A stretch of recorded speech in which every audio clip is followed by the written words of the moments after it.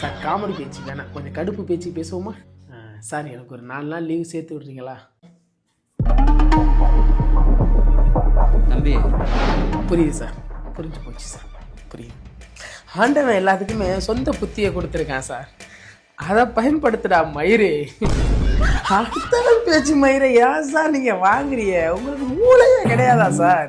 எங்களுக்கும் குடும்பம் புள்ள குட்டிலாம் இல்லையா சார்? அதெல்லாம் விட்டுட்டு உங்களை காட்டி தானே உழைக்கிறேன். தீபாவளிக்கு கூட நீங்கள் எனக்கு லீவு தரல சார். நான் அதை பெருசாக கேட்கலடா மயிறு.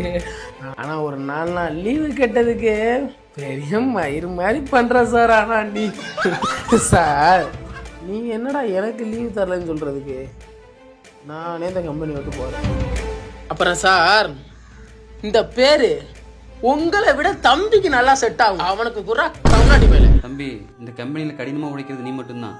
தீபாவளிக்கு உனக்கு லீவும் தரல, போனஸும் தரல. இந்த பொங்கலுக்கு 10 நாள் லீவோட போனஸையும் சேர்த்து தம்பி தான் உனக்கு கொடுத்தனப்பல.